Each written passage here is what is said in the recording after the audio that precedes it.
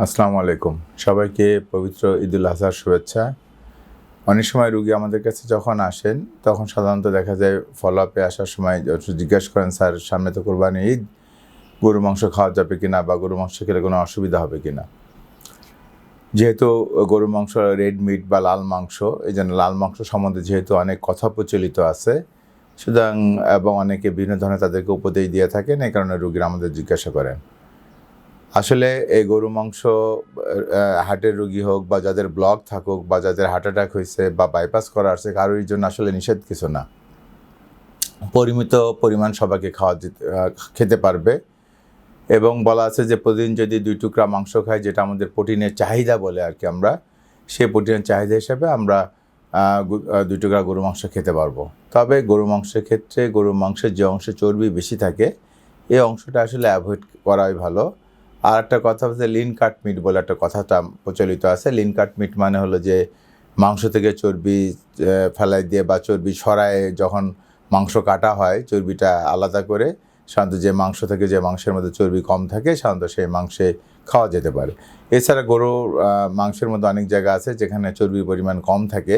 সাধারণত চর্বি যেখানে পরিমাণ বেশি থাকে সেটা কিন্তু আমরা সময় কাবাবের জন্য আমরা পছন্দ করে থাকি।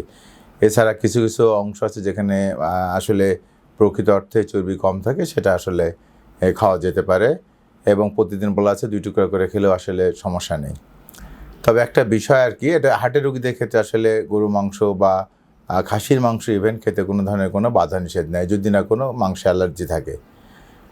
তবে একটা ব্যাপারে অনেক সময় আমরা মাংস বা চর্বিযুক্ত মাংস খেতে নিষেধ করে নেওয়ার সময় যদি কোনো পিত্তথলিতে পাথর থাকে কারো, অথবা দেখা যায় প্রায় আমরা দেখি কোরবানি বা এই যে ঈদুল আজহার পরপরই অনেক রুগী আমাদের কাছে আসেন যে বুকে ব্যথা নিয়ে বা পেটে ব্যথা নিয়ে বা আপার অ্যাবডোমেন বলে ডাইন সাইডের উপর অংশে ব্যথা নিয়ে অনেক সময় রুগী আসেন। আমরা কখনো ক্ষেত্রে যে এই হার্টের যে রোগ নির্ণয়ের যে পরীক্ষা আছে ইসিজি, ইকো বা ইটির পরীক্ষার পাশাপাশি যেহেতু ব্যথার ধরন দেখে আমরা অনেক সময় আল্ট্রাসোনোগ্রাম করতে দেই এবং এই ক্ষেত্রে দেখা যাচ্ছে আমার ব্যক্তিগত অভিজ্ঞতা হলো যে অনেক রুগী পরবর্তীতে দেখা যায় যে যাদের পিত্তথলি পাথর আছে, এই পাথর কিন্তু এই যে রোজার ঈদের কোরবানির ঈদ বা ঈদুল আজহার পরপরই কিন্তু এই যে বেশ করে মাংস খাওয়ার পরপরই এরকম ধরা পড়ে এবং তাদের ব্যথা হয়। তারা আসলে তখন আমরা পরীক্ষা করলে কিন্তু ধরা পড়ে যে পিত্তথলি পাথর। এই জন্য যাদের মাংস খাওয়ার পরে ব্যথা হচ্ছে, বিশেষ করে এটা মাংস খাওয়ার পরে হার্টের ব্যথা হওয়াটা খুব আনলাইকলি, হওয়ার কথা না। কিন্তু যদি দেখা যায় মাংস খাওয়ার পরেও ব্যথা হচ্ছে, তাহলে অবশ্যই আপনি শীঘ্র আপনার ফিজিশিয়ান বা আপনার চিকিৎসার সাথে শরণাপন্ন, উনি প্রয়োজনীয় পরীক্ষা নিরীক্ষা করে হয়তো নিশ্চিত করবেন যে আপনার আসলে কী কারণে এই ব্যথাটা হচ্ছে। এটা কি হার্টের জন্য ব্যথা, যদিও বলা খুব কম ক্ষেত্রে হতে পারে, অথবা পিত্তথলির কারণে ব্যথা হচ্ছে, অথবা হাটের মাংস কম বা বেশি খাওয়ার জন্য সাথে সম্পর্ক নেই, কিন্তু হার্টের কারণেও অনেক সময় হার্ট অ্যাটাকও হয় যেতে পারে, কিন্তু তার সাথে আসলে মাংসের সম্পর্ক নেই। ধন্যবাদ সবাইকে।